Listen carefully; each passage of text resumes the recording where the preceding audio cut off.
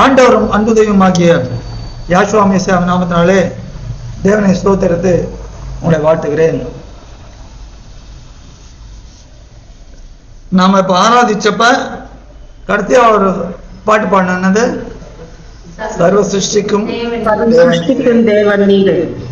அப்ப எப்படி அல்லேலூயா அல்லேலூயான்னு பாடினோம்.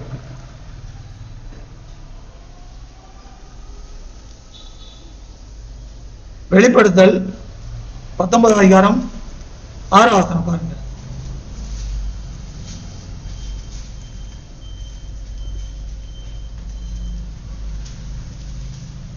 பக்கம் 351. அப்பொழுது திரளான ஜனங்களிடம் ஆறாவரம் போலவும் தெருவெல்ல இறைச்சல் போலவும் பலத்த இடி முழக்கம் போலவும் ஒரு சத்தம் உண்டாகி, அல்லேலூயா, சர்வ வல்லமை உள்ள தேவனாகிய யாவே தேவன் ராஜ்யபாரம் பண்ணுகிறார். இது வெளிப்படுத்தல் 19 அதிகாரத்தில் இந்த காரியத்தை வாசிக்கிறோம். ராஜ்யபாரம் பண்ணுகிறார் அல்லேலூயா என்று ஒரு பெரிய இடிமுழக்கம் போன்ற ஒரு சத்தம் பரலோகத்தில் உண்டாயிற்று. ஆனால் அதற்கு முன்பதாக சில சத்தம் இருக்கிறது. அதுல ஒரு காரியத்தை நீங்க பார்க்க போறோம். அது என்னன்னா வெளிப்படுத்தல் 18 அதிகாரம் 4வது வசனம். பக்கம் 350. பின்பு வேறொரு சத்தம் வானத்தில் இருந்து உண்டாக கேட்டேன். அது, என் ஜனங்களே, நீங்கள் அவளுடைய பாவங்களுக்கு உடன்படாமலும் அவளுக்கு நேரிடும் வாதைகளில் அகப்படாமலும் இருக்கும்படிக்கு அவளை விட்டு வெளியே வாருங்கள். இந்த வசனம் தான் நீ பார்க்க போறோம். பின்பு வேறொரு சத்தம் வானத்திலிருந்து உண்டாக கேட்டேன். அந்த சத்தம் என்ன சொல்றதை பார்க்க போறோம். ஆனா முதல்ல என்ன, வேறொரு சத்தம். இப்ப வேறொரு சத்தம்னா அப்போ இது சத்தம், இது இல்லாம வேற ஒரு சத்தம். அது என்ன சத்தம்? முன்பக்கம் போங்க, 12 அதிகாரம் 1ல இருந்து பாருங்க. இவைகளுக்கு பின்பு வேறொரு தூதன் மிகுந்த அதிகாரம் உடையவனாய் வானத்திலிருந்து இறங்கி வர கண்டேன். அவனுடைய மகிமையினால் பூமி பிரகாசமாயிற்று. அவன் பலத்த சத்தமிட்டு, மகா பாபிலோன் விழுந்தது, அது பேய்களுடைய குடியிருப்பும் சகலவித அசுத்த ஆவிகளுடைய காவல் வீடும் அசுத்தமும் அருவருப்பும் உள்ள சகலவித பறவைகளுடைய கொடுமாயிற்று. அவளுடைய வேசித்தனத்தின் உக்கிரமான மதுவை எல்லா ஜாதிகளும் குடித்தார்கள். பூமியின் ராஜாக்கள் அவளோடே வேசித்தனம் பண்ணினார்கள். பூமியின் வர்த்தகர் அவர்களுடைய செல்வ செருக்கின் மிகுதியினால் ஐஸ்வர்யவான்களானார்கள் என்று விளம்பினான். இப்ப இந்த சத்தம் எப்படி, இது எப்படிப்பட்ட சத்தமா? பலத்த சத்தம். பலத்த சத்தம் சொல்லிட்டு இப்ப வேறொரு சத்தம். இப்ப இந்த பலத்த சத்தத்தை கொடுத்துட்டு வேறொரு சத்தம் என்ன சொல்லுது? அவளை விட்டு வெளியே வாருங்கள். அவளை விட்டு வெளியே வாருங்கள். வெளியே வராம இருந்தா என்ன, அது என்ன சொல்றாரு? ஒரு யோசனை. நீங்கள் அவளுடைய பாவங்களுக்கு உடன்படாமலும் அவளுக்கு நேரிடும் பாதைகளில் அகப்படாமலும் இருக்கும்படிக்கு. அப்ப வெளியே வந்தா, வெளியே வரலன்னா என்ன, அவளுடைய பாவங்களுக்கு உட்படுதல், அவளுக்கு வரும் வாதைகளில் பங்காளிகளாகுதல். இப்ப இந்த ரெண்டும் உங்களுக்கு சம்பவிக்கப்படாதபடிக்கு அவளை விட்டு வெளியே வாருங்கள். அந்த யார் அந்த அவள்? இது நிறைய ரகசியம் இருக்குது இதுக்கு. இவைகளுக்கு பின்புன்னு அது 1ஆம் வசனம் ஆரம்பிக்குது. அது 17ஆம் அதிகாரம் பார்க்கணும். 17ஆம் அதிகாரம் பார்க்கணும்னா 13ஆம் அதிகாரம் பார்க்கணும். இதெல்லாம் பின்னி பிணைஞ்சிருக்கிறது. ஆனா முழுக்க பார்க்க முடியாது, அது வேற ஒரு டாபிக்கா எடுக்கணும். அது நான் இங்க இந்த வெளியே வாருங்கள், அவளை விட்டு வெளியே வாருங்கள், எதை விட்டு என்னன்றது அது மாத்திரம் நம்ம இந்த ஸ்டடியில பார்த்துட்டு இந்த பாடத்துல நம்ம பார்த்து கடந்து செல்வோமாக. பரிசாதனோடு தேவன் என்ன சொல்றாரு? 2 காரியம் சொல்றாரு. பாவங்களுக்கு உட்படாதே, பாவத்தின் மூலமாக வருகிற வாதையில் பங்காளி ஆகாதே. என்னென்ன பாவம்ன்றத முன்னால சொல்லிட்டு அதுல இருந்து வெளியே வா. அவள்ல இருந்து அதுல இருந்து அவள்ல இருந்து வெளியே வா. அப்போ அவள்ல இருந்து வெளியே வருது ஒண்ணு, அந்த பாவத்துல அப்ப என்ன ரெண்டுக்கும் ஒரு வித்தியாசம், ஒரு ஒரு மைலேடு வித்தியாசம். பாவத்துல இருந்து வெளியே வருதா, அவள்ல இருந்து வெளியே வருதா?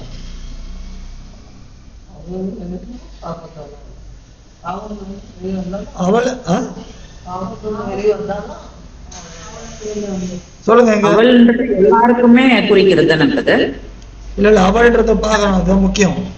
இல்ல இப்போ நீதிமொழிகள்லாம் பாத்தீங்கன்னா இந்த 6வது அதிகாரம் 7வது அதிகாரம்லாம் அவள் சந்து கடுத்து போனால் அப்படின்னு. அது பரஸ்திரீ, அது பரஸ்திரீ, அந்நியஸ்திரீ, அது இல்ல. இங்க அவள்ன்றது இந்த அந்த சிலைகள் அதுல இருந்து இங்க பாபிலோன், பாபிலோனை தேசத்தை குறிக்கும்.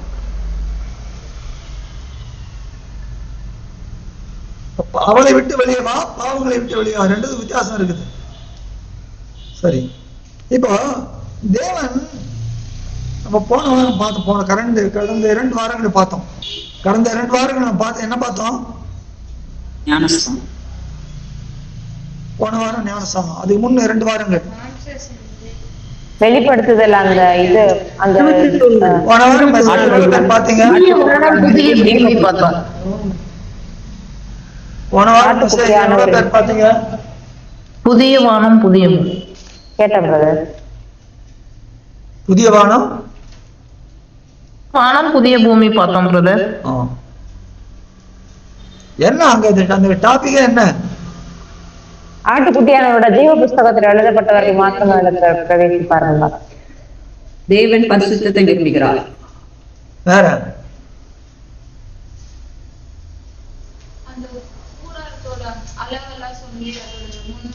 தீட்டுள்ளது அருவருப்பு எதுவுமே அதுல ஒண்ணுமே பிரவேசிக்க முடியாது. கேள்வி என்ன கேள்வி?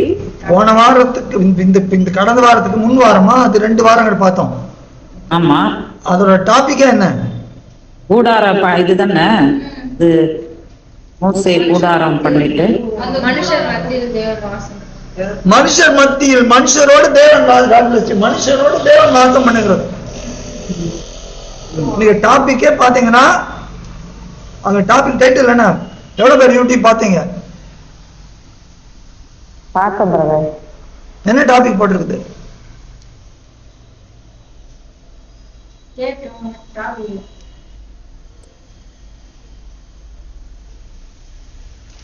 Yahweh God wants to dwell amongst men. ஞாபகம் இல்லையா? என்ன எல்லாம் சைலண்ட் ஆயிட்டீங்க?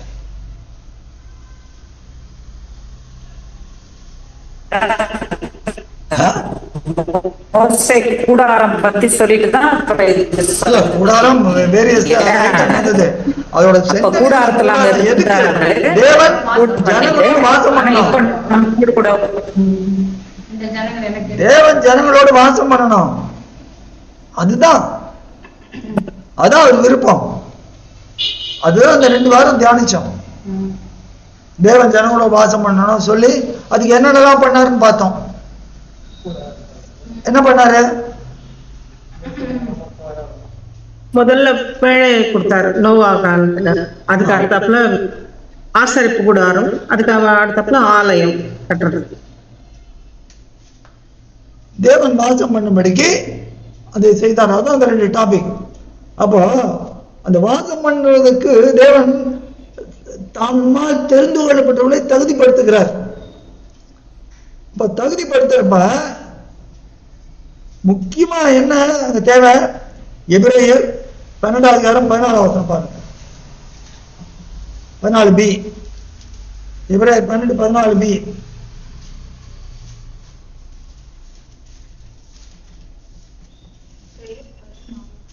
12வது வசனம் b. தேவனை தரிசி 310. பரிசுத்தம் இல்லாமல் ஒருவனும் யாவே தேவனை தரிசிப்பதில்லை.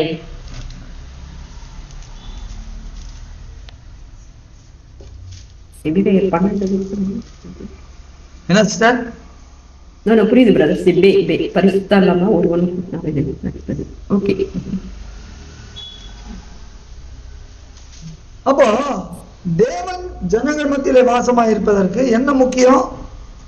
நான் ஆகையால் நீங்களும் எனக்கேற்ற, அவருக்கேற்ற பரிசுத்தம், அவருக்கேற்ற சுத்தாங்கம் அடைய வேண்டும். அவருக்கேற்ற பரிசுத்தம்.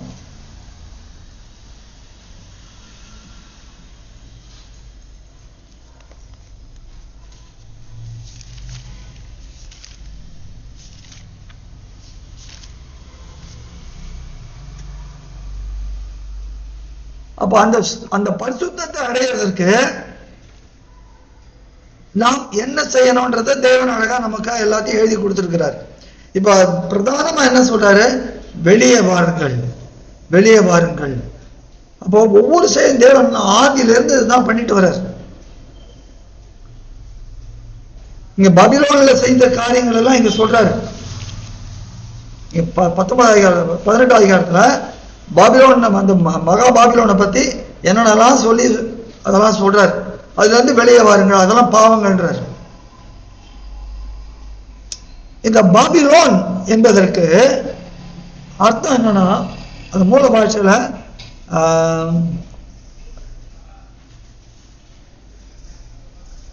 பாபேல், எபிரேய பாஷையில பாபேல், பாஏல்ன்றது பாபேல்.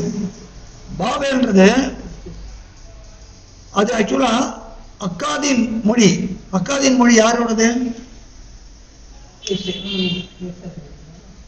அக்காதின் மொழி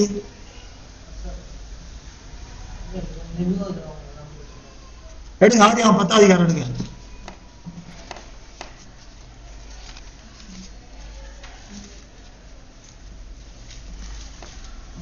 ஆதியாகமம் 10வது அதிகாரம்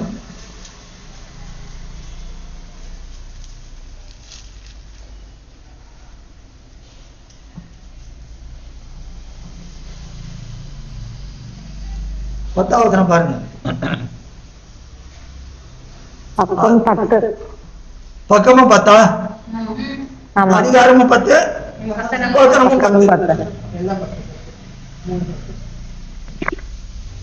நேயார் தேசத்தில் உள்ள பாபேல், ஏரேக், அக்காத், கல்னே என்னும் இடங்கள் அவன் ஆண்ட ராஜ்யத்திற்கு ஆதிஸ்தானங்கள். இந்த தேசம் சினையார் அறியப்பட்டதானா அவர்கள் அக்காதியர்கள் என்று அறியப்பட்டார்கள். அவன் பேசின பாஷை அக்காடியன். அக்காடியன். அப்ப இந்த பாஷையில தான் இங்க இது எது, இது எந்த தேசம்? சினையார் தேசம்.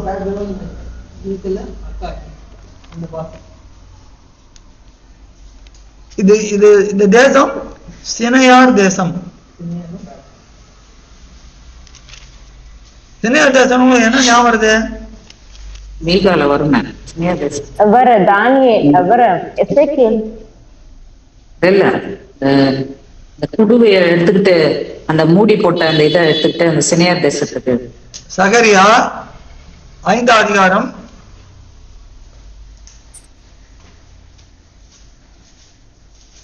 5ல இருந்து பாருங்க. சகரியா 5ல இருந்து பாருங்க. 1095. பின்பு என்னோடே பேசின தூதன் வெளியே வந்து என்னை நோக்கி, நீ உன் கண்களை ஏறெடுத்து புறப்பட்டு வருகிறதை என்னவென்று பார் என்றார். அது என்னவென்று கேட்டேன். அதற்கு அவர், அது புறப்பட்டு வருகிறதாகிய ஒரு மரக்கால் என்றார். பின்னும் அவர், பூமி எங்கும் இதுதான் அவர்களுடைய கண்ணோக்கம் என்றார். இதோ ஒரு தாழ்ந்து நிறையான ஈய மூடி தூக்கி வரப்பட்டது. மரக்காலின் நடுவிலே ஒரு ஸ்திரீ உட்கார்ந்திருந்தாள். அப்பொழுது அவர், இவள் அக்கிரமக்காரி என்று சொல்லி அவளை மரக்காலுக்குள்ளே தள்ளி ஈய கட்டியை அதன் வாயிலே போட்டார். அப்பொழுது நான் என் கண்களை ஏறெடுத்து இதோ புறப்பட்டு வருகிற 2 ஸ்திரீகளை கண்டேன். அவர்களுக்கு நாரையின் சட்டைகளுக்கொத்த சட்டைகள் இருந்தது. அவர்கள் சட்டைகளில் காற்று இருந்தது. இவர்கள் மரக்காலை பூமிக்கும் வானத்துக்கும் நடுவாய் தூக்கி கொண்டு போனார்கள். நான் என்னோட பேசின தூதனை நோக்கி, இவர்கள் மரக்காலை எங்கே கொண்டு போகிறார்கள் என்று கேட்டேன். அதற்கு அவர், நேயார் தேசத்திலே அதற்கு ஒரு வீட்டை கட்டும்படிக்கு அதை கொண்டு போகிறார்கள். அங்கே அது ஸ்தாபிக்கப்பட்டு தன் நிலையிலே வைக்கப்படும் என்றார். சகரியா தீர்க்கதரிசனம் நிறைய வரப்போற காலத்தை கொடுத்து பேசுறது. நான் ஏற்கனவே நான் சொல்லியிருக்கிறேன். வெளிப்படுத்தல் நம்ம புரிஞ்சுக்கணும்னா என்னென்ன புத்தகம்லாம் நமக்கு தெரியணும். முதல்ல தானியேல், ஏசாயா, எரேமியா, எசேக்கியேல், தானியேல், சகரியா, அதுக்கப்புறம் எபிரேயர். அப்போ இதெல்லாம் தெரியும். அப்போ இந்த சினையா தேசத்துல இதை கொண்டு போய் வைக்கிறாங்க. ஏன்னா ஃபியூச்சர்ல வரப்போகிற காலத்துக்கு அது ஒண்ணு செய்யறதுக்கு அந்த நோக்கத்தோட அதை எடுத்துட்டு போறாரு. தேவனை தான் அனுமதிக்கிறார். அப்ப இந்த சினையா அவங்க பேசின பாஷை அக்காது. அந்த அக்காதுல இந்த இந்த எபிரேய பாஷையில பாபேல் பாயேல். ஆனால் அவங்க பாஷையில அதனுடைய அர்த்தம் என்னன்னா கேட் ஆஃப் காட்,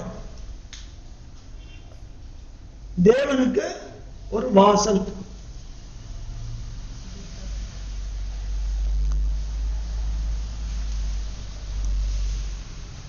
இது எந்த இடத்துல வச்சு சொல்றாங்க? அவங்க இங்கதான் இந்த கோபுரத்தை கட்டுறாங்க. 11 பாக்குறீங்கல்ல, பாபேல் கட்டுறாங்க. இங்கதான் கோபுரத்தை கட்டுறாங்க. கட்டி நம்ம என்ன சொல்றாங்க அங்க வாசிங்க, 11 5 ஆதியாகமம் 11:5 வெளிப்படுத்தல. ஆதியாகமம் நமக்கு பேர் உண்டாக்கும்படி. பக்கம் 11. மனுபுத்திரர் கட்டுகிற நகரத்தையும் கோபுரத்தையும் பார்க்கிறதற்கு யாவே தேவன் இறங்கினார். அப்பொழுது யாவே தேவன், இதோ ஜனங்கள் ஒரே கூட்டமாய் இருக்கிறார்கள், அவர்கள் அனைவருக்கும் ஒரே பாஷையும் இருக்கிறது, அவர்கள் இதை செய்ய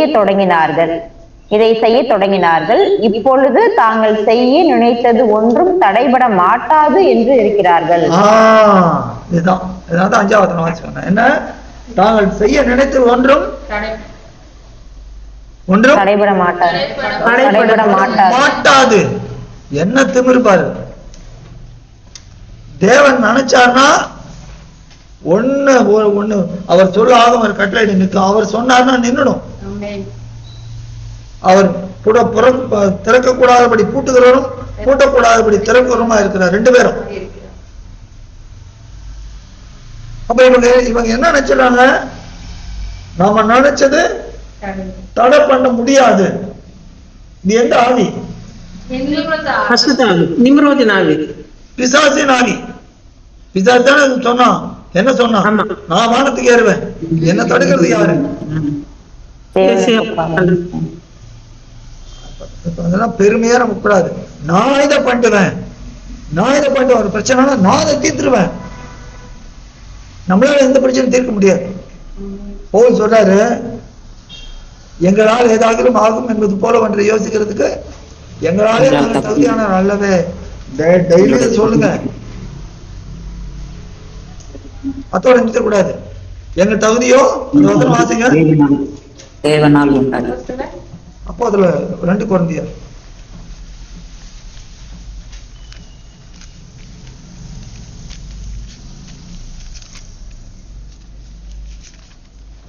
அஞ்சாவது அதிகாரம் 3ஆம் அதிகாரம் 2 குழந்தையர் 3ஆம் அதிகாரம் 5ஆம் வசனம். பக்கம் 247. எங்களால் ஏதாகிலும் ஆகும் என்பது போல ஒன்றையும் யோசிக்கிறதற்கு நாங்கள்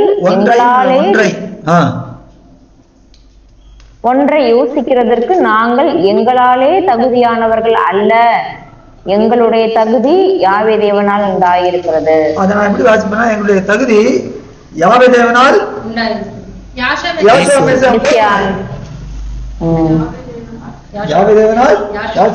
மூலமாய். எப்பவுமே அந்த ஃபார்முலா நம்ம வச்சுக்கணும். நீங்க என்னடா அது பவுலோட ஒரு அதிக பிரசங்கோ ஒரு படி மேல போறவர்னு நினைக்காதீங்க. தேவனால் உண்டாயிருக்குது, இவர் மூலமாய் உண்டாயிருக்குது. எல்லாம் தேவனால் உண்டாயிருக்குது, எல்லாம் இவர் மூலமாய் உண்டாயிருக்குது. அது ஒன்றும் தப்பே கிடையாது. இது ஒன்றும் வசனத்தை சேர்க்கிறதுன்னு கிடையாது. It is amplifying the word of God. Amplifying அதை நல்ல கரெக்டா பார்க்கறது. அப்போ இங்கே இவர்கள் என்ன பண்றாங்க? பெருமையின் ஆவி வருகிறது. ஆனால் தேவன் என்ன பண்ணாருங்க? சிதறி போக பண்ணுகிறார்.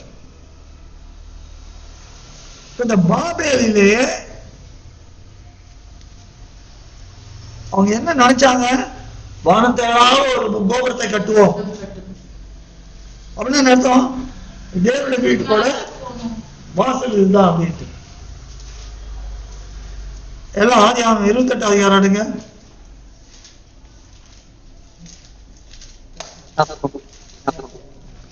வாசல்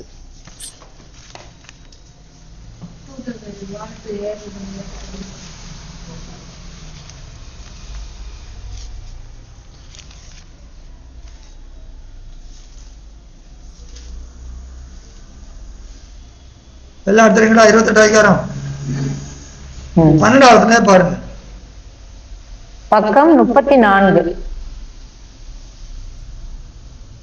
அங்கே அவன் ஒரு சொப்பனம் கண்டான். இதோ ஒரு ஏணி பூமியிலே வைக்கப்பட்டிருந்தது, அதன் நுனி வானத்தை எட்டியிருந்தது. அதிலே தேவதூதர் ஏறுகிறவர்களும் இறங்குகிறவர்களுமாய் இருந்தார்கள். அதற்கு மேலாக யாவே தேவன் நின்று, நான் உன் தகப்பனாகிய ஆபிரகாமின் தேவனும் ஈசாக்கின் தேவனுமாகிய யாவே தேவன், நீ படுத்திருக்கிற பூமியை உனக்கும் உன் சந்ததிக்கும் தருவேன். உன் சந்ததி பூமியின் தூளை போல் இருக்கும். நீ மேற்கேயும் கிழக்கேயும் வடக்கேயும் தெற்கேயும் பரவுவாய். உனக்குள்ளும் உன் சந்ததிக்குள்ளும் பூமியின் வம்சங்கள் எல்லாம் ஆசீர்வதிக்கப்படும். நான் உன்னோடே இருந்து நீ போகிற இடத்திலெல்லாம் உன்னை காத்து இந்த தேசத்துக்கு உன்னை திரும்பி வர பண்ணுவேன். நான் சொன்னதை செய்யும் அளவும் உன்னை கைவிடுவதில்லை என்றார். யாக்கோபு நித்திரை தெளிந்து விழித்த போது, மெய்யாகவே யாவே தேவன் இந்த தலத்தில் இருக்கிறார், இதை நான் அறியாதிருந்தேன் என்றார். அவன் பயந்து, இந்த ஸ்தலம் எவ்வளவு பயங்கரமாய் இருக்கிறது, இது தேவனுடைய வீடே அல்லாமல் வேறல்ல, இது வானத்தின் வாசல் என்றார். வானத்தின் வாசல் என்றான். நான் அறியாதிருந்தேன், ஆனா இது என்னது? வானத்தின் வாசல். வானத்தின் வாசல். வானத்தின் வாசல் என்ன அர்த்தம்? பிரசங்கி 5 அதிகாரம் 2வது வசனமா பாருங்க. பூமியில இருக்கிற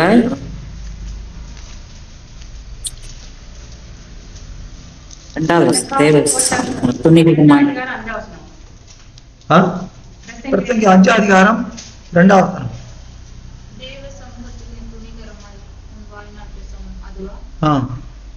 பக்கம் 794. தேவ சமூகத்தில் நீ துணிகரமாய் உன் வாயினால் பேசாமலும் மனம் பதறி ஒரு வார்த்தையையும் சொல்லாமலும் இரு. தேவன் வானத்தில் இருக்கிறார், நீ பூமியில் இருக்கிறாய், ஆதலால் உன் வார்த்தைகள் சுருக்கமாய் இருப்பதாக. தேவன் வானத்தில் இருக்கிறார். அப்ப தேவன் வானத்தில் இருக்கிறார்னா இது வானத்தின் வாசல் அப்படின்னு அர்த்தம். வானத்துல இருக்கிறாரு, அப்போ அதுக்கு வாசல் என்ன அர்த்தம்? இங்கே இருந்தா அங்க போக முடியும். இதுதான் வாசல், இது போக முடியும். புரியுதா? எல்லாரும் சரி.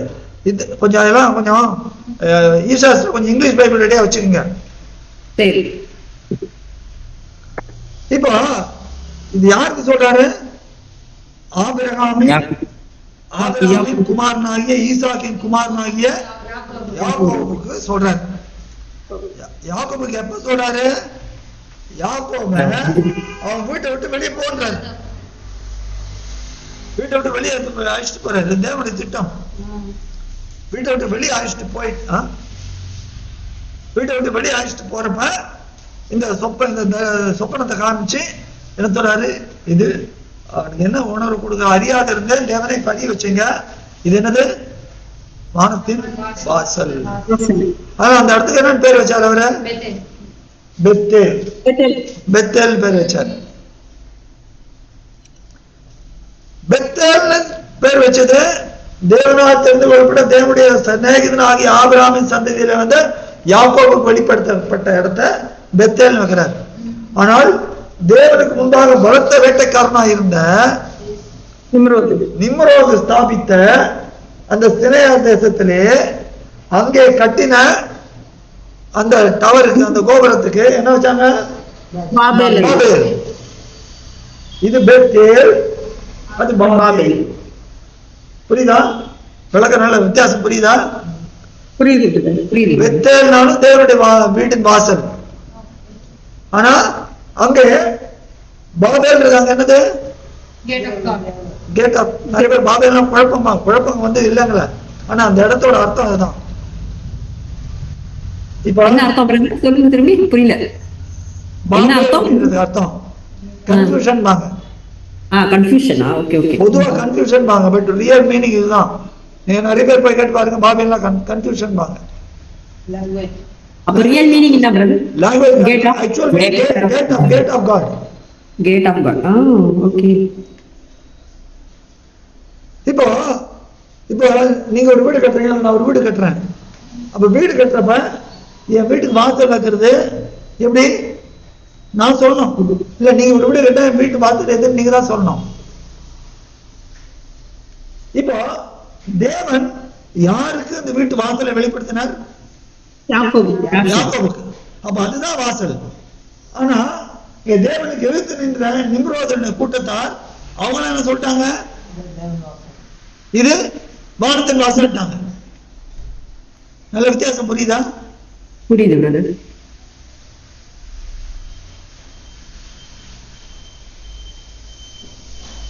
அப்போ பெத்தேலுக்கும் கேட் ஆஃப் காட்னு சொல்லுமா பிரதர்? பாபேலுக்கும் அதே தான் மீதி வருமா? பாபேல் அவங்க வச்சது சிஸ்டர். பட் அதான் பெரிய கன்ஃபியூஷன் வச்சாங்க. பட் ஆக்சுவலி பார்த்தா அதுவும் கேட் ஆஃப் காட்னு தான். கேட் ஆஃப் காட் அவங்க நினைச்சது.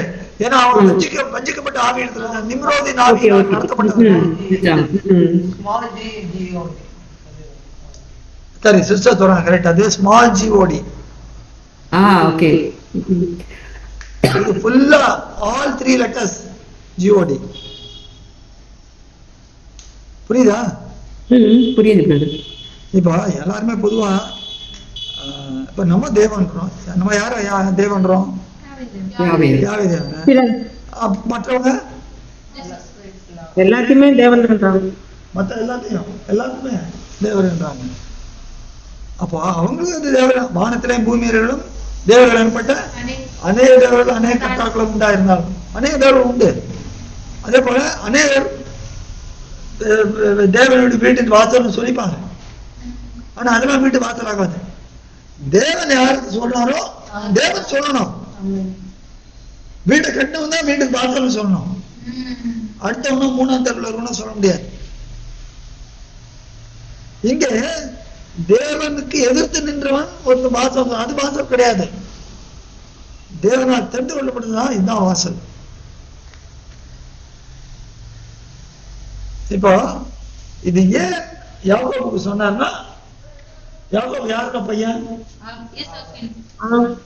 ஈசாக்கு யாரோட பையன்? ஆபிரகாம். யாரு? தேவனால் எப்படி தெரிந்து கொள்ளப்பட்டார்?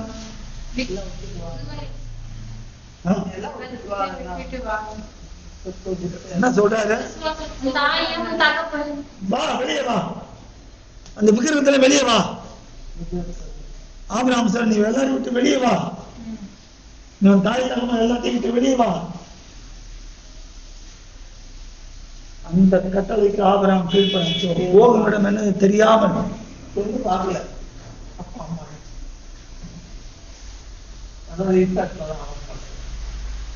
என்ன ஒரு இது பாருங்க, தேவனோட விருப்பம் பாருங்க. இங்க இப்படி வெளியே வான்னு சொல்லி அந்த அழைப்பை ஏற்றுக்கொண்டு மனப்பூர்வமாய் முழு இதயத்தோடு ஏற்றுக்கொண்ட ஆபிரகாம் அந்த சந்ததிக்கு தான் தேவனுடைய வாசலை வெளிப்படுத்துவார். யார் அந்த வாசல்?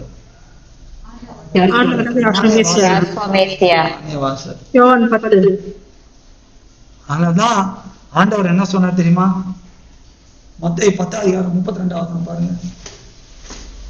32 32 இல்ல 36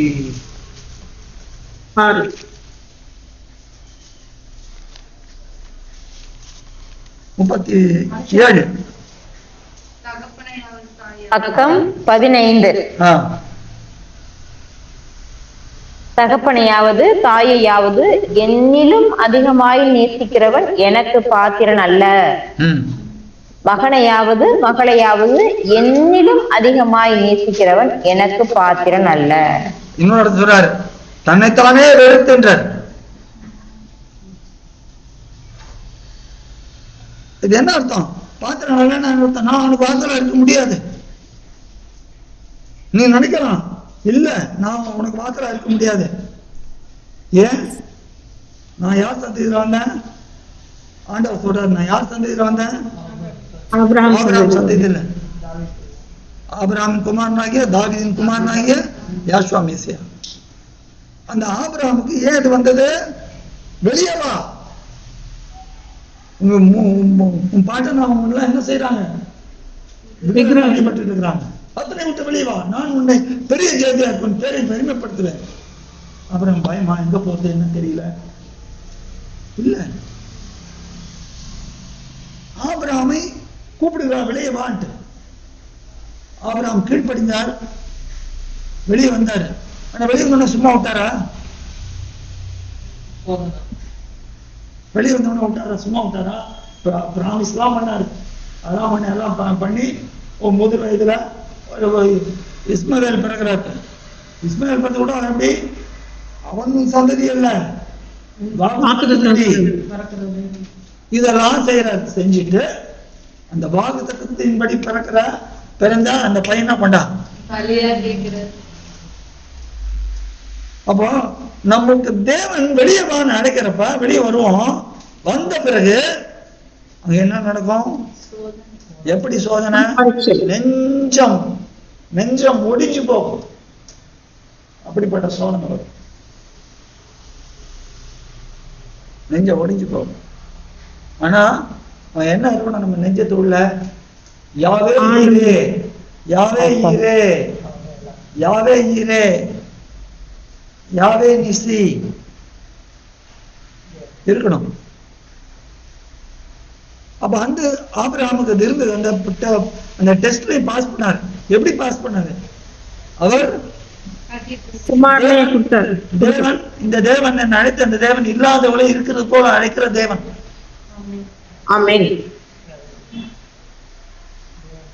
அதுதான் மகத்துவம். அப்படி ஒரு பரீட்சை நமக்கு பரீட்சை கொடுப்பாரு. எதுக்காக? அண்ட சராசரங்களுக்கும் நம்மை பொண்ணை போல புடமிட்டு விளக்கப்படுறதுக்காக தான். சும்மா நம்மளை டீஸ் பண்றதுக்காகவோ, நம்மளை குத்தம் சொல்லி குத்தி நம்மளை புண்படுத்துறதுக்காகவோ தேவன் இல்லை. எப்படி? நல்ல பரீட்சை பண்ணி நல்ல தேய்ச்சி நல்ல பளபளன்னு ஆக்கி பாரு. என் மகன் என் மகள் எப்படி ஒத்தனும் ஒரு குற்றம் சொல்ல முடியாது. இந்த சோதனையில அவனோ அல்லது அவளோ வெற்றிகரமா, எப்படி வெற்றிகரமா இருந்தா? எப்படி வெற்றிகரமா இருந்தா? ஏனென்றால் நான் யாவே மெசி. யாவே மெசினா என்ன அர்த்தம்? பேனர். யாவே நிசினா பேனர் துவஜம்னு சொல்லுவாங்க. தமிழ்ல என்ன சொல்லுவாங்க தெரியல. யாவே நிசி எங்க இருக்குது? அங்க யாத்ராகம் 17. எங்க எந்த இடத்துல? யாத்ராகம் 17 அட்ரஸ் சொல்லிட்டீங்க. என்ன சம்பவம்? அமலேக்கர் போது இருப்பார். அப்படின்னா என்ன அர்த்தம்? யாத்ராகம் 17 அதிகாரம். அப்போ யாவே நிசி என்று நம்ம இங்க ஓட்டிக்கோம். எப்படி? Banner of victory. Yahweh is my victory.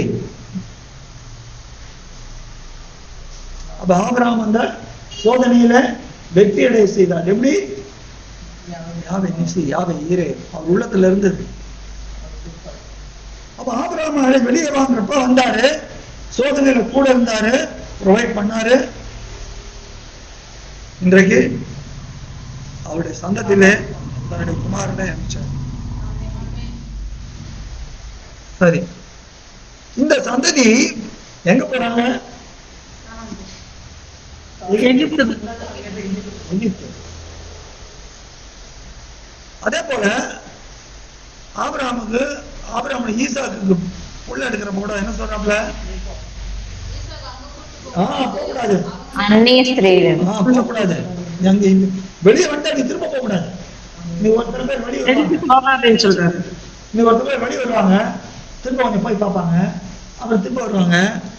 இது என்னது? இந்த கபடி ஆடுற மாதிரி. இங்க ஒரு காலம் ஒரு வெளியே கூப்பிட்டாருன்னா அவர் வச்ச கால பாட்டு பாடுவாங்க. என்னது? சிறுவயன் முன்னே உலகம் என் பின்னே. ஆனா இதெல்லாம் உலகத்தான் பார்ப்பாங்க. நீங்க போகக்கூடாது. எலியேசருக்கு சொல்றாரு. எந்த நம்பிக்கையில சொல்றாரு?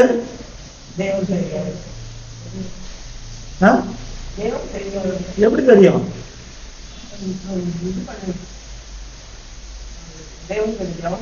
எப்படி தெரியும்? எப்படி தெரியும்? இது நீங்க ஏன் யாருமே சொல்ல மாட்டேன்றீங்க, பேச மாட்டேன்றீங்க?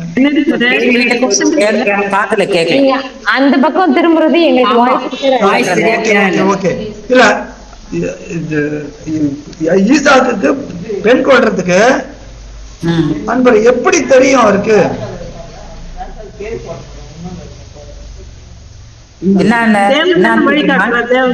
எப்படி? ஏன்னா அனுப்புறது யாரு? எலியேசர். என்ன பேர், என்ன அர்த்தம்? தேவன் உதவி செய்வார். அந்த எலியேசர் அந்நிய ஜாதியான், தமஸ்கு ஊரானவன். பாருங்க, அந்நியர்களை கூட தேவன் தெரிந்து கொண்டார். அந்நியர்களை தெரிந்து கொள்ள முக்கியமான ஒரு அந்நியனை தெரிஞ்சுட்டார். எதுக்கு சொல்லுங்க? முக்கியமா ஒரு அந்நியனை தெரிஞ்சு கொண்டார். இவரு அந்த குஷ்டத்துல சரியா முக்கியமா ஒரு அந்நியனை தெரிஞ்சு கொண்டார். தைருஸ். தைருஸ் யாரு? தைருஸ். இப்ப தமிழ்ல என்ன சொல்றது? தைருஸ். மேதியாப்பா அவர் இவரு டெம்பிள கட்டுவாரா பிரதர்? God bless you. ஏசாயா 45 கோரஸ். தைருஸ் இங்கிலீஷ். சைரஸ் இங்கிலீஷ்ல சைரஸ். பிரெஞ்சுல தைருஸ்.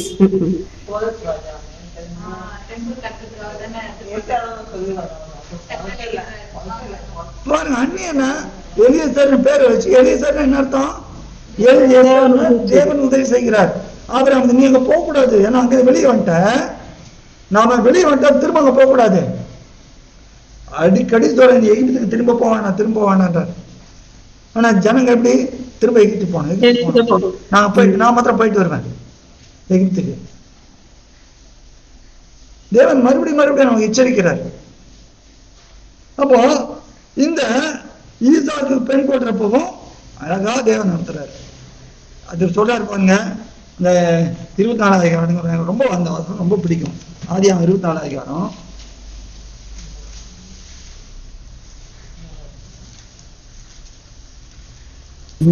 கிட்ட பெண் இல்ல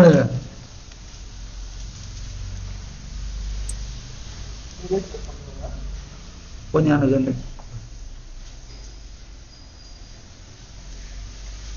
பைபிள் சுக்குநூறா கிழிஞ்சு போயிரு. 7வது வசனமா? இல்ல ஒரு நிமிஷம்.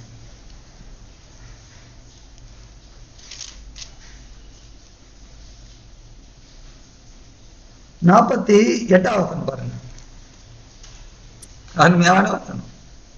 பக்கம் 28. 48வது வசனம். தலை குனிந்து யாவே தேவனை பணிந்து கொண்டு, நான் என் எஜமானுடைய சகோதரன் குமாரத்தியை அவர் குமாரனுக்கு கொல்ல என்னை நேர்வழியாய் நடத்தி வந்த என் எஜமானாகிய ஆபிரகாமின் தேவனாய் இருக்கிற யாவே தேவனை ஸ்தோத்தரித்தேன். அது ஒரு மட்டும்.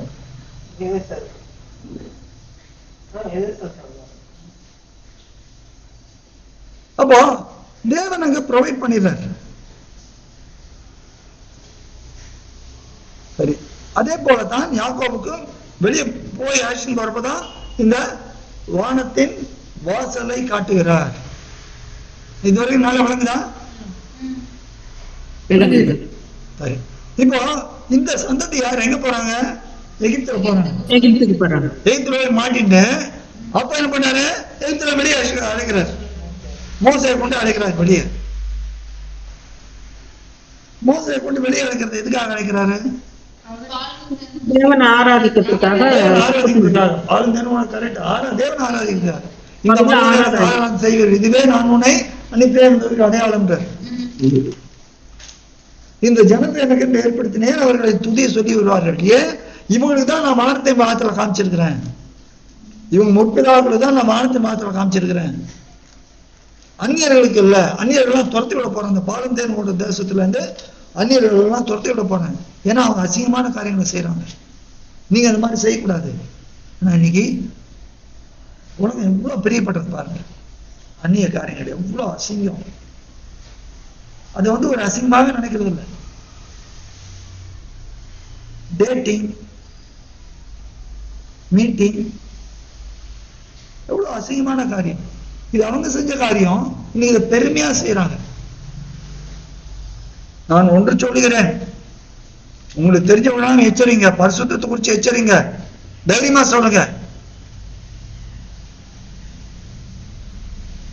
எச்சரிங்க. தேவன் விரும்பாத காரியம். கொரிந்தியர்ல பவுல் சொல்றாரு, ஒருவன் செய்யும் மொத்த பாவம்னா சரீரத்துக்கு புறம்பே இருக்குது. வேசித்தனம் மாத்திரம் என்ன? சரீரத்துக்கு உள்ள இருக்கிற பாவம். 1 கொரிந்தியர்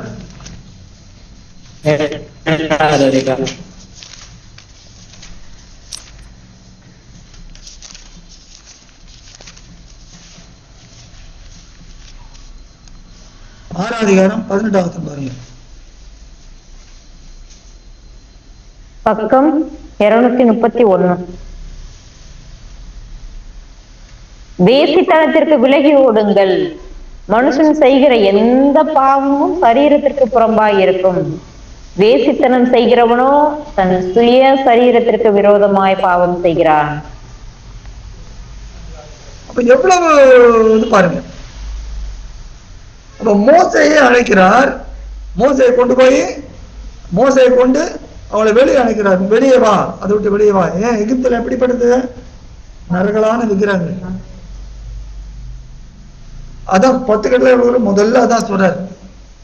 இருளின் பாவத்திலிருந்து உன்னை விடுதலாக்கி, இருளின் அதிகாரத்தை உன்னை விடுதலாக்கின. அது இருண்ட தேசம். எகிப்து எங்க இருக்குது? எகிப்து எங்க இருக்குது? இஸ்ரேல் கீழே இருக்குது. கரெக்ட். ஆனா ஆப்பிரிக்கா தலை மேல இருக்கு. பாத்துறீங்களா? ஒரு நாளைக்கு வரணும், மேப் வச்சு எல்லாம் சொல்லி கொடுப்பாங்க. ஆப்பிரிக்கா என்ன என்ன என்ன கண்டம்? இருண்ட கண்டம். இருண்ட கண்டம் ஆப்பிரிக்கா. இருண்ட கண்டத்துல தலையா இருக்குது எகிப்து.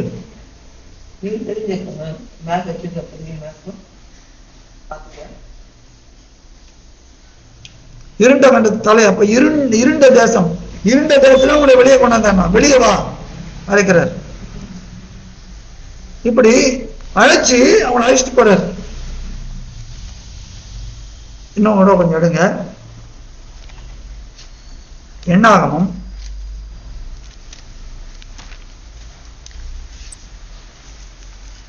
8 ஒண்ணு பாக்குறோமே. வெளியே வாங்கன்னு யாரும் சொல்ல முடியுமா?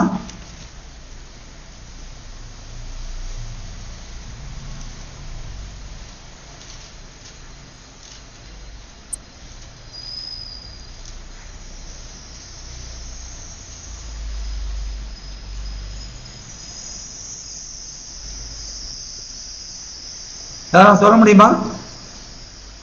என்னாமம் விஜயாஸ்டர்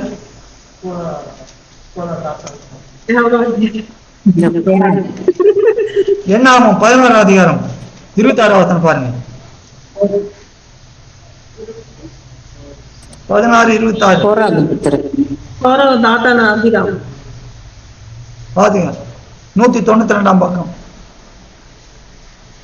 16:11 பிரதர். 16-26 16-26 பக்கம் 192. அவர் சபையாரை நோக்கி, இந்த துஷ்ட மனிதரின் சகல பாவங்களிலும் நீங்கள் வாரிக்கொள்ளாதபடிக்கு அவர்கள் கூடாரங்களை விட்டு விலகி அவர்களுக்கு உண்டானவைகளில் ஒன்றையும் தொடாதிருங்கள் என்றான். இது எப்படி மோசே சொல்றாரு? அது முன்பக்கமா 23 24 அப்பொழுது யாவே தேவன் மோசையை நோக்கி, கோராகு, தாத்தான், அபிராம் என்பவர்களுடைய வாசஸ்தலத்தை விட்டு விலகி போங்கள் என்று சபையாருக்கு சொல் என்றார். அப்ப என்ன அது அந்த பாவத்துல அந்த பாவத்துல ஈடுபட பண்ண பாவம் என்ன? அந்த இதோட கோராகு, தாத்தான், அபிராம் பண்ண பாவம் என்ன? ஆசரிப்பு கூட வேணும்னு சொல்லிட்டு கேக்குறாங்கல்ல, ஆசரிப்பு பட்டத்தை தேடுகிறாங்க.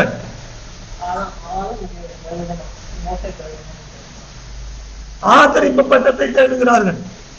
10வது வசனத்துல வந்து ஆசரிப்பு பட்டம் அது யாருக்கு கொடுக்கப்பட்டது? யாராவது தேவனால் நியமிக்கப்பட்டது. அவனை போல அழைக்கப்படும்.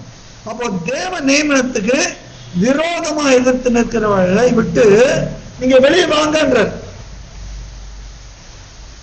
அவர்கள் பாவத்தில் இருந்தீர்களானால் அவளுக்கு நேரிடும் வாதை உங்களுக்கு நேரிடும். வெளிப்படுத்துற வாட்சம் இல்லையா? ஏன் வெளியே வரத்தோடாரு பாபிலோனை விட்டு? அவருடைய பாவங்களில் ஈடுபடாதபடி சிக்கிக்கொள்ளாதபடிக்கும் அதனால் வருகிற வாதைகளுக்கு பங்காளிகள். வாட்சம் முதல்ல பார்த்த ஞாபகம் இருக்கா? இங்க இருக்கிற சபையை பார்த்து என்ன சொல்றாரு தேவன் மோசையை கொண்டு? அவருடைய பாவங்களிலே நீங்கள் சிக்குண்டு அவளுக்கு வரும் பாதை என்ன? வரும் பாதை என்ன? அவங்களுக்கு வந்த பாதை என்ன? ஆதாரம் திறக்கப்பட்டது, பூமி இரண்டாக பிளக்கப்பட்டது. அப்படியே உயிரோடு அவங்க எல்லாத்தையும் போச்சு. வெளியே வா. தேவன் நம்ம மறுபடியும் எச்சரிக்கை கொடுக்கிறார். வெளியே வா. அதுல சிக்கிக் கொள்ளாத. நம்ம என்ன ரொம்ப கஷ்டமா இருக்கும். நம்ம ஜனங்கள்லாம் விட்டு விடு. ஆபிரகாம் எப்படி இருந்திருக்கும்? இங்கே இந்த சம்பவத்துல என்ன பண்ணிட்டாங்க? 3 பேர் ஒருத்தர்ல 3 பேர் சேர்ந்து ஒரு யூனியன் மாதிரி ஃபார்ம் பண்ணிட்டாங்க. அப்ப ஜனங்க ஒண்ணு என்ன பண்ணிருப்பாங்க? இல்ல அவங்க ஒண்ணும் இல்ல. மோசை மேல போனப்ப ஆரோனை பிச்சு புடிங்கி எடுக்கிறாங்க. எல்லாம் சேர்ந்துட்டாங்க. இன்னைக்கு அப்படிதான். ஒருத்தர் கூட்டோட எல்லாம் சேர்ந்துருவாங்க. அங்கதான் ஓடுவாங்க எல்லாரும். அப்ப நம்ம என்ன இருக்கும்? பயம். ஐயோ நமக்கு யாரும் இல்லையே, நமக்கு எதுவும். நம்மளும் கூட்டத்தோட சேர்ந்துருவோம். யார் என்ன கூட்டம் வந்தாலும் சரி, பலமுள்ளவனுக்கு ஆகலும் பலமற்றவனுக்கு ஆகலும் உதவி செய்வது உமக்கு லேசான காரியம். சொல்லுங்க, பலமுள்ளவனுக்கு ஆகலும் பலமற்றவனுக்கு ஆகலும் சொல்லுங்க எல்லாரும்.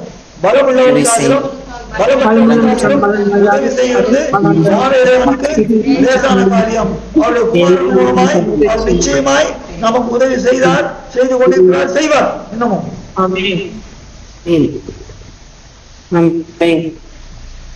இங்கே வெளியே வா.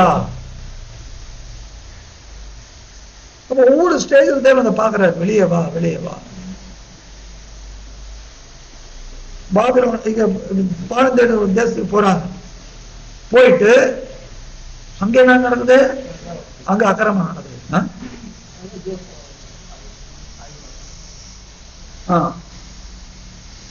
அங்க போறப்ப என்ன நடக்குது? ஆகிப்பட்டினம் என்ன பண்ணாரு? ஆகான். அப்ப ஆகான விட்டு எல்லாம் பிரிக்க சொல்றாரு. இதுதான் திரும்ப பிரிஞ்சு வாங்க. அசுத்தமானதை தொடாதிருங்கள். அவ்வளோ வெளியே வா. சரி, இதுக்கு பிறகு அங்க செட்டில் ஆயிடுறாங்க. பிறகு நியாயாதிபதிகள் காலம், அதுக்கு பிறகு ராஜாக்கள் காலம். ராஜாக்கள் காலம் ஆன உடனே ராஜா கடைசியில் என்ன சொல்றாரு? சிதேக்கியா ராஜாவானப்ப பாபிலோனியர்கள் வந்து சிறைபிடிச்சுன்னு போறாங்க. அப்ப தேவன் என்ன சொல்றாரு? சிதேக்கியாவை, எரேமியாவுக்கு, சிதேக்கியாவுக்கும் மற்றவங்களுக்கும் போ சொல்றாரு. போ, நீ அங்க போ சொல்றாரு. இந்த இடத்த விட்டு போ. படிச்ச ஞாபகம் இருக்கா? பிராணி உனக்கு கொடுத்த கொல்லப்படலா இருக்கும். யார் யாரெல்லாம் தப்பிச்சு போறீங்களோ, நெபுகத்நேசர் ஒப்பு கொடுக்குறீங்களோ, நீங்க படிச்சுப்பீங்க. இங்க இருந்து நான் பட்டைத்தாலும் கொள்ளை நோயாலும் பஞ்சத்தை நான் அனுப்புவேன். போறாங்களா இல்லையா? தேவன் வெளியே போன்றார். எந்த தேசம் அந்த தேசத்துல வெளியே போய் அந்த தேசம் அக்கிரமம் பண்ணிடுது. என்ன அக்கிரமம் மீனா? மனாசே சிந்தின ரத்தம், அதற்காக நான் எருசலேமை மன்னிப்ப மாட்டேன்ற, மன்னிக்க சித்தமில்லாத இருக்கிறார் தன்னுடைய ஊழியக்காரன் ஏசாயாவுடைய ரத்தம். ஏன் ஏசாயா 1000 வருஷ ஆட்சி பத்தி ரொம்ப நிறைய தீர்க்கமா சொல்லிருக்கிறார். ஆண்டவரை பத்தி முக்கியமான அந்த 53,000 சொன்ன பாருங்க, நீ பெரிய சவால் யூதர்களுக்கு, அது ஏசாயா கொண்டு சொல்லிருக்கிறார். அப்ப இப்படிப்பட்ட தம்முடைய தாசனை சொன்னதுனால அந்த நான் மன்னிக்க சித்தம் இல்லைன்ற.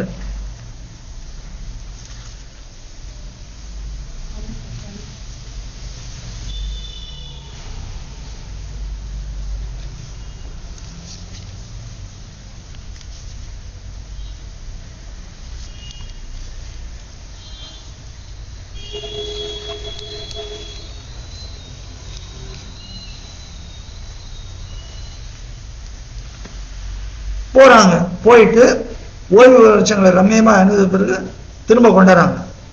திரும்ப அடிமைகளா தான் வராங்க. திரும்ப ஆனா யார் ஆதிக்கத்துல வராங்க?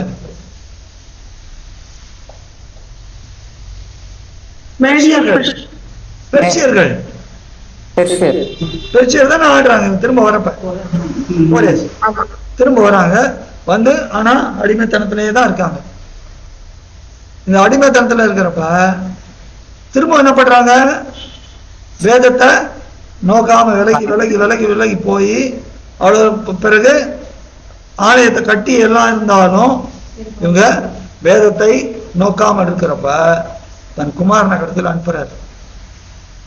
குமாரன் அனுப்பிச்ச உடனே சுதந்திரவாளி குன்று போடுவோம் தோட்டக்காரரை பத்தி சொல்றாரு, அவரையும் அடிச்சிட்டாங்க. அப்ப என்ன பண்ணார்? திரும்ப இந்த தேசம் தீட்டுப்பட்டது.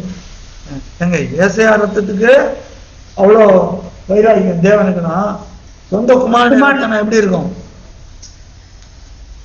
ஏசாயா ரத்தத்துக்காக வெறும் 70 வருஷம், சொந்த குமாரன் ரத்தத்துக்காக 70 ஓடினவங்க திரும்ப 1948 தான் தேசம். ஜாகிரதையா இருக்கணும். தேவன் வெளியே போன்னு சொன்னானா வெளியே வான்னு சொன்னா வெளியே போயிடணும், உள்ள வான்னு சொன்னானா தான் வரணும்.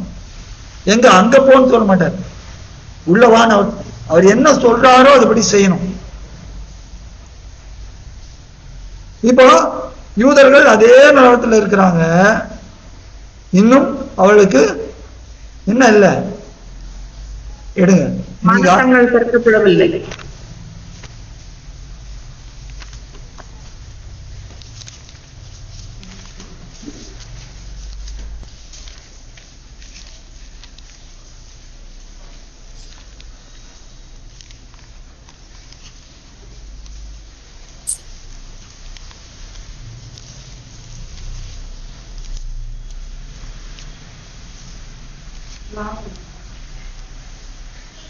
ஓசியா 3 அதிகாரம்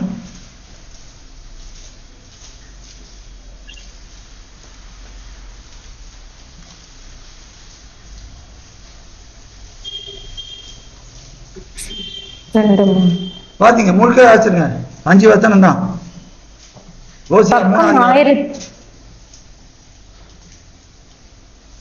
பக்கம் 1051.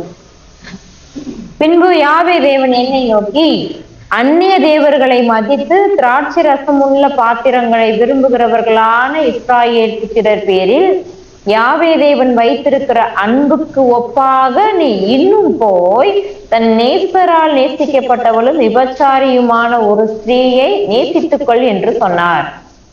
அப்பொழுது நான் அவளை எனக்கு 15 வெள்ளிக்காசுக்கும் 1.5 களம் வார்கோதுமைக்கும் கொண்டு அவளை நோக்கி, நீ வேசித்தனம் பண்ணாமலும் ஒருவனையும் சேராமலும் அநேக நாள் எனக்காக காத்திரு, உனக்காக நானும் காத்திருப்பேன் என்றேன். இஸ்ராயேல் புத்திரர் அநேக நாள் ராஜா இல்லாமலும் அதிபதி இல்லாமலும் பலி இல்லாமலும் சிலை இல்லாமலும் ஏபோத் வஸ்திரம் இல்லாமலும் தேராபீம் இல்லாமலும் இருப்பார்கள். பின்பு இஸ்ராயேல் புத்திரர் திரும்பி தங்கள் தேவனாகிய யாவே தேவனையும் தங்கள் ராஜாவாகிய தாவீதையும் தேடி கடைசி நாட்களில் யாவே தேவனையும் அவருடைய தயவையும் நாடி அஞ்சிக்கையாய் வருவார்கள். நல்ல கவனிங்க, 4வது 5வது ஒரு மகத்துவமான காரியம் இருக்குது. அநேக நாள் எப்படி இருப்பாங்களா? ராஜா கிடையாது, ஏன் உரிமைக்காரனானவரும் அதை கவிழ்ப்பேன் கவிழ்ப்பேன் கவிழ்ப்பேன் அவருக்கு தான் கொடுப்பேன். அவர் தான் ராஜா, உரிமைக்காரர் அவர் தான். அதிபதி இல்லாமலும் பலி எதுவுமே கிடையாது இப்போ இருப்பார்கள். பின்பு கடைசி நாட்கள் எப்படி என்ன பண்ணுவாங்களா? யாவே தேவனையும் அவருடைய தயவையும் நாடி அஞ்சிக்கையாய் வருவார்கள். அவருடைய தயை யாரு? ஆண்டவராகிய யெகோவா. இந்த சாரி ஒரு கேள்வி பிரதர். இந்த சிலை இல்லாமலும் போட்டிருக்கிறது வந்து தெரியும் தெரியும், நீங்க அதை கேட்பீங்க தெரியும்.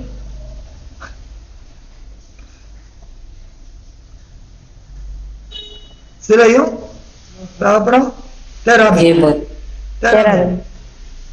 ஏபோது அதான் உங்களுக்கு சிலையும் தேராபிங்க எங்க வந்தது? சிலையும் தேராபிங்க எங்க வந்தது? விக்கிரகங்கள் தானே அது வந்துட்டு. அது எங்க வந்தது? நியாயாதிபதிகள்ல கூட பாக்குறோமே, அதுலயும் வந்து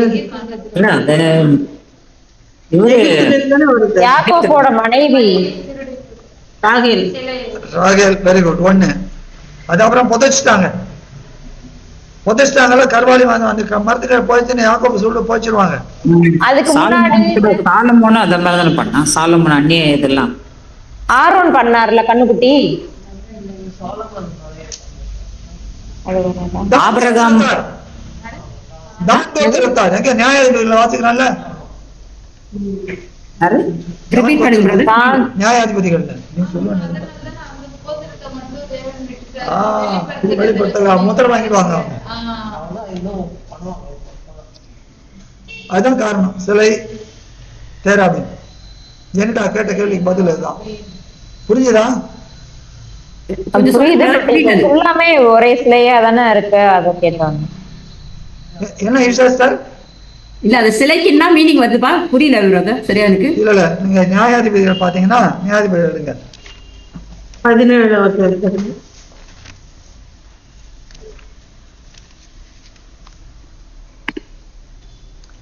நியாயாதிபதி 17 அதிகாரம் 18 அதிகாரம் ரெண்டுத்துலயும் இருக்குது. 17 அதிகாரம் அந்த மீகா ஒரு ஆசாரியன், அவன் என்ன பண்ணா? அம்மா கொடுத்த காசு அவங்க அம்மா தானே செஞ்சு கொடுக்குறாங்க. அதுதானே வச்சிருந்தான்.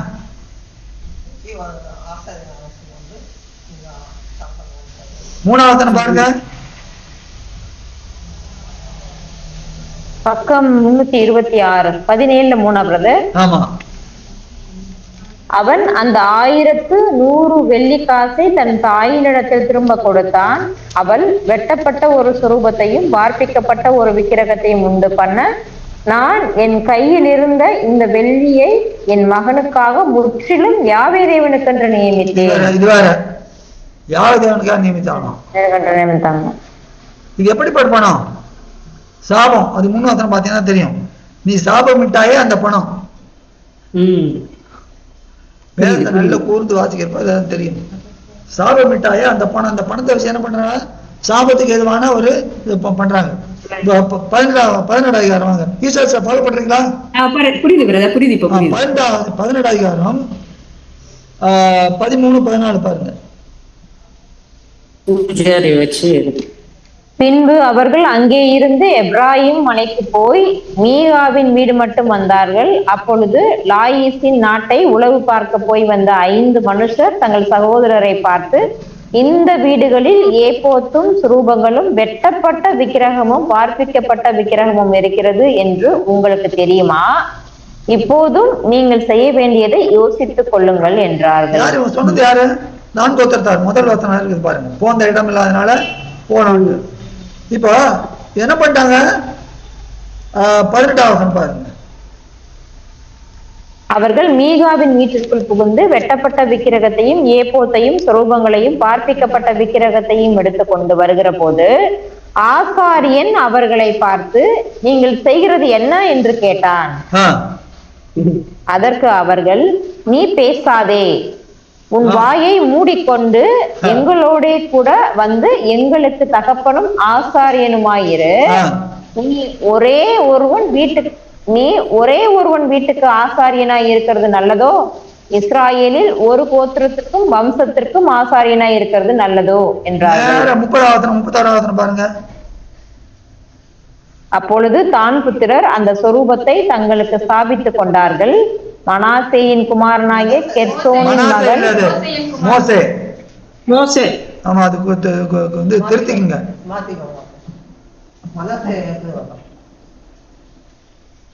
மோசேயின் குமாரனாகிய கெர்சோனின் மகன் யோனத்தானும் அவன் குமாரரும் அந்த தேசத்தார் சிறைப்பட்டு போன நாள் மட்டும் தான் கோத்திரத்தாருக்கு ஆசாரியராய் இருந்தார்கள்.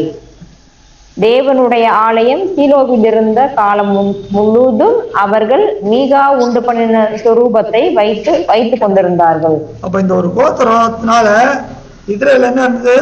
சிலை, ஏபோது அதெல்லாம் இருந்தது. இப்ப எல்லாம் காலி, எல்லாம் பூமி செதடிச்சார்ல. அதாங்க நாள் மீகா 3 நாள் சொல்றாரு. அநேக நாட்கள் எல்லாம் இருக்காது, ஆனால் கடைசி நாட்கள் வருவாங்க. தாவீது வந்து அவனுக்கு ஏதாவது தேவன் ஏதாவது உத்தரவு கேட்கணும், ஏபோத்தை கொண்டு வான்னு தானே சொன்னார் அவரு. அப்போ அது ஏன் அது அவருக்கு வானான்னா ஏன் அது அவர் கேட்டாரு? எது வானானா? ஏபோத்து பிரதர், ஏபோத்து தேவன் விரும்பாத ஒரு இதுவான்னு கேட்கிறார். ஆசாரியர் அதை பண்ணி தானே ஊரின் தும்மை நடக்கணும். ஏன் இங்க ஏபோத்து வஸ்திரம் இல்லாமல்னா அது இல்லாம இருப்பாங்க. ஸ்டேட் ஆலயம் கிடையாது, பலி கிடையாது. இல்ல பிரதர், சிலை வழிபாடு மாதிரி அதெல்லாம் விட்டு வெளியே வாங்கன்னா அது ஏபோத்தும் விட்டு வான்னு சொல்ற மாதிரி எனக்கு இருந்தது. இதெல்லாம் எதுவுமே இருக்காதுன்னு என்ன அர்த்தம்? ஆலயம் கிடையாது, அவங்க சொந்த தேசமா கிடையாது, வெளியில போயிருக்கிறாங்க. அவர் இல்லாமல் இருப்பார்கள். பிறகு எல்லாம் அவுட்டு. செருபாபேல் கட்ட ஆலயத்தை கொளுத்திட்டாங்க. அதுக்கு பிறகு எல்லாம் தடுக்கப்பட்டாங்க. 1904 தான் ஒரு தேசமா வந்தாங்க.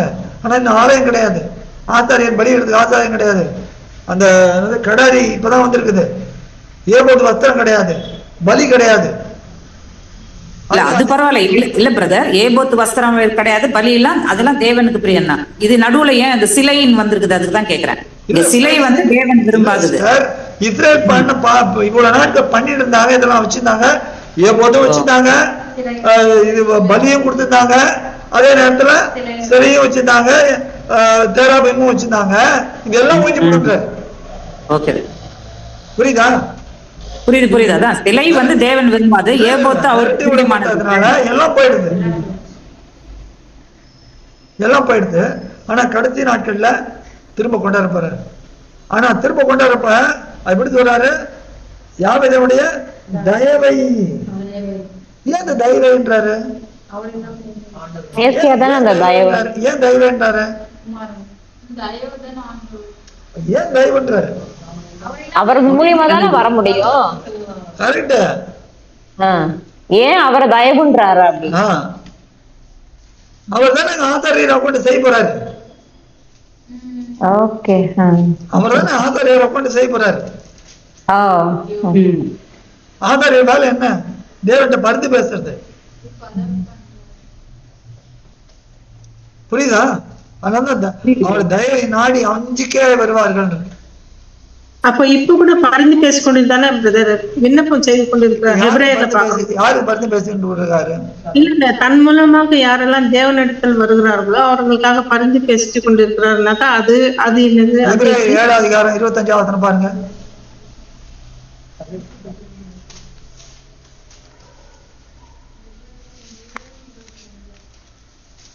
பக்கம் 303. மேலும் தமது மூலமாய் ஆண்டவராகிய யாசுவா மேசியா மூலமாய் யாவேதினிடத்தில் சேருகிறவர்களுக்காக வேண்டுதல் செய்யும்படிக்கு அவர் எப்பொழுதும் உயிரோடு இருக்கிறவராகையால் அவர்களை முற்றும் முடிய ரட்சிக்க வல்லவருமாயிருக்கிறார். அப்போ யாரெல்லாம் ஆண்டவராகி யாசுவா மூலமாய் தேவன் வரப்படுறாங்களோ அவங்களுக்காக அவர் வேண்டுறார். அன்றியும் மனுஷகுமாரன் ஊழியம் கொள்ளும்படி வராமல் ஊழியம் செய்யவும் எல்லாரையும் மீட்கும் பொருளாக அப்படியா இருக்கு. அநேகரை எல்லாரையும் மத்த 20-28 பாத்தீங்கன்னா தெரியும். அநேகரை மீட்கும் பொருளாக. சரி, இப்போ இது இப்ப ஆச்சு. இப்ப திரும்ப அவங்க என்ன ஆச்சு, கடைசி நாட்கள் இருந்தார். கடைசி நாட்கள் தான் செய்யப்படுறாரு. அப்போ நடுவில் என்ன பண்ணிட்டாரு, இவனோட காரியத்தை எல்லாம் நிறுத்தி வச்சிட்டார். என்னென்ன ராஜா இல்ல, அதிபதி இல்ல, பலி இல்ல, எல்லாத்தையும் நிறுத்திட்டார். நிறுத்திட்டு உலகத்துக்கு திறந்து கொடுத்து சபையை ஸ்தாபிக்கிறார். சபையை ஸ்தாபிச்சு சபையில என்ன பண்றாங்க, உடனே சபையும் நல்லா இருந்த சபை கழுத தெரிஞ்சு கட்டரமான கதையா அதுவும் போச்சு. இப்ப சபையில என்ன பண்ணிட்டாங்க, ஒரு ஆர்டிகல் பார்த்துங்க. சபை எப்படி, சபைக்கும் அழகா நல்ல இருந்த சபை அப்படியே அந்நிய காரியங்களை போய் விழுந்துருது. திரும்ப அங்க விக்கிரகம் வந்துருது, சபையில விக்கிரகம் வந்துருது. அடுத்து எல்லா சர்ச்சிலும் எவ்வளவு சர்ச்சில் பெண்டிகால் சர்ச்சை மட்டும் இயேசுன்னு ஒரு போட்டோ போட்டு வச்சிருக்கிறாங்க. சிலுவை மரத்தை மட்டும் சிலுவை வச்சு மாலை போடுறாங்க. அப்ப இது வந்துருது. அப்ப தேவன் இப்ப என்ன சொல்றாரு, இவனை விட்டு வெளியே வா. இந்த பிரசங்கம் எல்லாருக்கும் ரொம்ப முக்கியமான பிரசங்கம். இந்த செய்தி வெளியே வா, அதுல நம்ம பங்கு பெறக்கூடாது. அவர் எப்படி தாத்தான் போராட தாத்தான் அது மாதிரி நம்ம அதுல இருக்க வெளியே வான்ற. எப்படி ஆபிரகாமுக்கு சொன்னாரோ, எப்படி யாக்கோபுக்கு சொன்னாரோ, எப்படி மோசேக்கு சொன்னாரோ, எப்படி இஸ்ரேல் சபையாருக்கு தாத்தான் போராடுகிற மேட்டர்ல சொன்னாரோ, எப்படி ஆகான் செஞ்ச தப்பு சொன்னாரோ, அதே போல சபையார் நமக்கு சொல்லுகிறார். இப்படிப்பட்ட இது என்ன எப்படிப்பட்ட சபை இது, பாபிலோன் காரியங்கள் இருக்கிற சபை. அதான் அந்த சபையை பற்றி பேசுறோம் சொல்றாரு, வாசப்படி தட்டுகிறேன் உள்ள இல்ல அவரு. அங்க என்ன இருக்கு, நீ ஆய்த்துறேன் நான் ஆய்த்துறேன்னு நினைக்கிறேன், நல்ல பார்வை இல்ல, கழிக்க வாங்கிக்கோன்ற. நீ குருடு, நீ தரித்திரன், உன்னோட ஒண்ணுமே இல்லை, அதனால நான் வெளில நிக்கிறேன், என்னை உள்ள கூப்பிடு, நான் உன்னை மாத்துவேன், நீ அதை விட்டு வெளியே வா. இதுதான் சபைக்கு சொல்றது. இந்த சபைக்கு சொல்லி சொல்லி சொல்லி சொல்லி ஒரு கூட்டத்தை ஆயத்தப்படுத்தி அது தூக்கின பிறகு உபத்திரவ காலத்துல இங்க சொல்றாரு, எல்லாரும் அவங்க இருக்கிறவங்களுக்கு எல்லாம் யாரு சொல்றாரு, வெளிப்படுத்தல் 18 சொல்றாரு, அதை விட்டு வெளியே வா, வெளியே வா, அந்த பாவத்துல உடன்படாத, அதுக்கு வர ஆக்கினில மாட்டிப்பேன், வெளியே வா. இந்த சத்தம், அதே சத்தத்தை தேவன் எப்படி முதல்ல வாசத்தத்தை பத்தி பார்த்தோமோ, தம்முடைய ஜனங்களை இருக்கும்படிக்கு ஒவ்வொரு கூடாரம் ஒவ்வொன்றா அதே போல தம்முடைய ஜனங்களை பிரித்தெடுக்கும் போது அழைக்கிறான், வெளியே வா, வெளியே வா, வெளியே கொண்டு போற சமயத்துல லோத்தை எப்படி கொண்டு போறாரு, பிடிச்ச அங்கே தூக்கி எடுத்துன்னு போயிடுறாரு. திரும்பி பார்க்க கூடாதுன்ட்டு, திரும்பி பார்க்காதன்றார். ஏன் இதெல்லாம் எழுதி வச்சிருக்கு, சும்மா நம்ம படிக்குது, சும்மா டைம் பாஸ்க்கு எழுதி வச்சிருக்கு. எச்சரிக்கிறார் தேவன். நம்ம தேவனோட விளையாடவே கூடாது. தேவனோட சார்ந்து போயிட்டோம்னா ரொம்ப நல்லது. சோதனை வந்தாலும் தப்பிப்பாரு. தேவனோட விளையாடினமா காலி.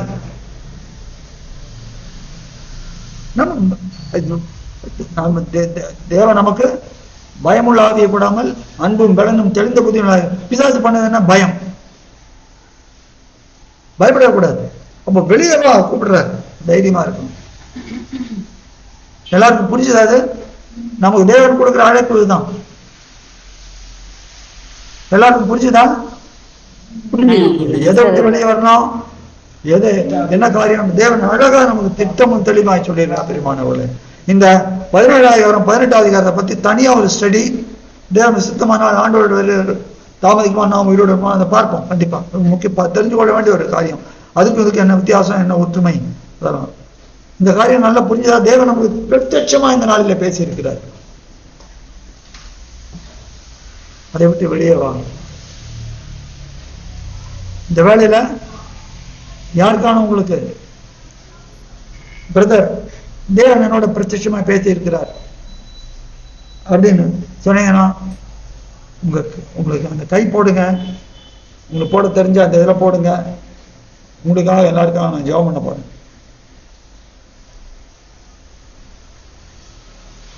யாராவது உண்டா? நீங்க சாட்டில் உங்க கையை காமிங்க.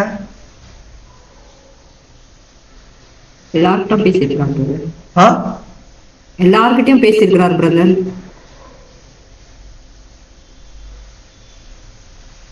நீங்க வாயை தரத்து சொன்னீங்க. Jenitta. God bless you Jenitta. God bless you Asha sister. God bless you Isha sister. எனக்கு சொன்னீங்கன்னா உங்களுக்காக நான் ஜெபம் பண்ண போறேன். ஜெனிட்டா எனக்கு பிரதர். God bless you.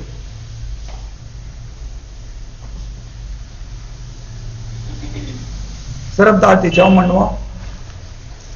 ஒரே ஒரு கொஸ்டின் பிரதர். ஜெபம் பண்ணுவோம். அதுக்கு பிறகு okay. Angela sister, God bless you. ஹல்லேலூயா. இங்க இருக்கிறவங்க யாருக்கானும்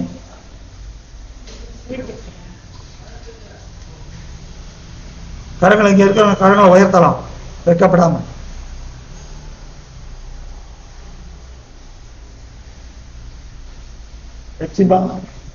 உன்னோட தேவன் பேசினாரா? ஏன் கரங்களை உயர்த்தல? பரலோகத்தை காண்கிறது. அதுக்காக தான் நான் சொல்லணும். இது ரெக்கார்ட் ஆகுது. பரலோகம் காண்கிறது. ஜெபம். ஹல்லேலூயா, ஹல்லேலூயா, ஹல்லேலூயா. பரலோக பிதாவே, இந்த அருமையான ஓய்வு நாளில் சாயங்கால வேளையிலே நீர் எங்களோடு உலாவினீர். உம்முடைய பரிசாவை கொண்டு உம்முடைய மகத்துவமான வார்த்தைகளின் மூலமா எங்களுக்கு நீர் கொடுத்திருக்கிற அழைப்பு அவர் நறுவிந்து புறப்பட்டு போய் அசுத்தமானதை தொடாதீர்கள். அப்பொழுது நான் உங்களை ஏற்றுக்கொண்டு உங்களுக்கு உங்களுக்கு பிதாவாக இருப்பேன். நீங்கள் என் குமாரத்திற்குமா இருப்பீர்கள் என்று சர்வ வல்லமுள்ள யாவதையும் சொல்லுகிறார் என்று 2 கொரிந்தியரிலே வாசிக்கிறோமே. பிதாவே, உங்களுடைய அன்பின் அழைப்பு, உங்களுடைய தழுதெழுத்த குரல், வெளியே வா, அந்த பாவத்தை விட்டு வெளியே வா. தம்முடைய ஜனங்களை குறித்து தாம் உண்டாக்கின ஜனங்களை குறித்து நீர் என்னென்னலாம் திட்டம் பண்ணினீர், என்னென்னலாம் செஞ்சீர், எப்படி அவளை வெளியே அழைத்து வந்தீர், வெளியே வந்தவர்களுக்கு என்ன ஆசீர்வாதத்தை ஜெயங்களை எல்லாம் கொடுத்தீர், வெளியே வராதவர்கள் எப்படி கெட்டு போனார்கள் எல்லாம் பார்த்தோமே. தேவனே, எங்களுக்கு நீர் கொடுத்துட்ட அழைப்பு பாவத்திருந்தும் பாவத்தை அதுக்கு உடன்பட்டு இராதபடிக்கு பிதாவே, இந்த பாபிலோன் காரியம், நிம்ரோதின் காரியம், அதனுடைய காரியங்கள் இதெல்லாம் எங்கெல்லாம் இருக்குதோ, அது வீடா இருந்தாலும் சரி, அது என் சொந்த வீடா, அந்த சொந்த நான் போகிற சபையா இருந்தாலும் சரி, நான் வாழ்கிற தேசமா இருந்தாலும் சரி, தேவனே அதை விட்டு அதை விலகியிரு, அதை விலகியிரு என்று, அதை விட்டு வெளியேறா என்று இந்த நாளில பிரத்யட்சமாய் பேசினார். உங்களுடைய இந்த குரலுக்காய் விதிக்கிறோம்.